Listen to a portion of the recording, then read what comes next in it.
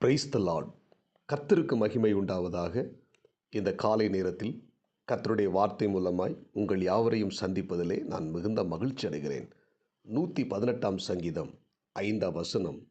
நெருக்கத்திலிருந்து கர்த்தரை நோக்கி கூப்பிட்டேன், கர்த்தர் எனக்கு பதில் அருளி விசாலத்தில் வைத்தார். ஆமென். இந்த காலை நேரத்தில் இறைவார்த்தை கேட்கிற தேவனுடைய பிள்ளைகளே, நெருக்கத்தில் நீங்கள் இருக்கலாம். பலவித வேதனைகள், பாடுகள், கடன் சுமைகள், கண்ணீரின் அனுபவங்கள், வியாதிகள், போராட்டங்கள், இழப்புகள், இப்படிப்பட்ட பயங்கரமான நெருக்கத்தில் நாம் வாழ்ந்து கொண்டிருக்கலாம். இந்த நெருக்கத்தின் மத்தியிலையும் நாம் என்ன செய்ய வேண்டும்? கர்த்தரை நோக்கி கூப்பிடும் பொழுது கர்த்தர் நமக்கு உதவி செய்து இந்த நெருக்கத்தை எல்லாம் மாற்றி நமக்கு ஒரு பெரிய ஒரு விசாலத்தை கர்த்தர் வைத்திருக்கிறார்.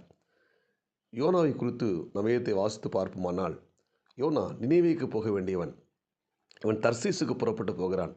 தர்சீசுக்கு புறப்பட்டு போகும்போது கப்பலில் மிகப்பெரிய நெருக்கம் வந்தது. தேவனுடைய வார்த்தைக்கு கீழ்ப்படியாத யோனா நிமித்தமாய் அந்த கப்பலில் இருக்கிற எல்லாருக்கும் நெருக்கம் ஏற்பட்டது.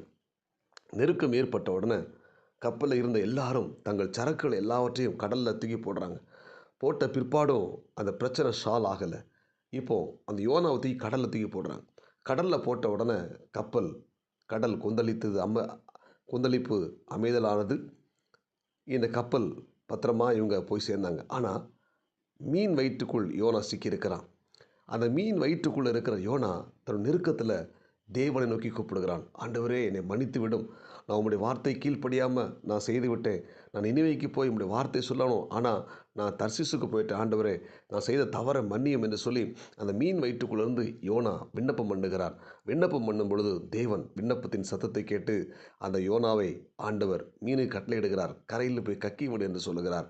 அந்த மீன் கரையில் போய் கக்கி விடுகிறது. யோனா மறுபடியும் எழுந்து நினிவேக்கு புறப்பட்டு போய் தேவனுடைய வேலையை செய்து முடிக்கிறார். அன்புக்குரிய தேவனுடைய பிள்ளைகளே, சில சமயத்தில் பார்த்தீங்கன்னா, நம்ம தேவ திட்டத்துக்கு எதிராக செயல்படும் போது, தேவனுடைய வார்த்தையை கீழ்ப்படியாமல் நாம் இருக்கும் பொழுது நம்முடைய வாழ்க்கையில் நெருக்கங்கள் வந்து விடுகிறது.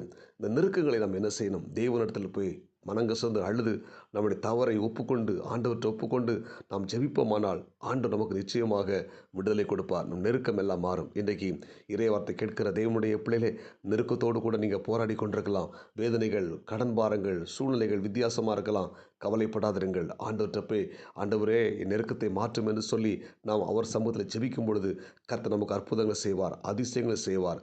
எசேக்கியா ராஜாவை குறித்து பார்த்தீங்கன்னா, எசேக்கியா ராஜா வியாதிவாய்ப்பட்டான்.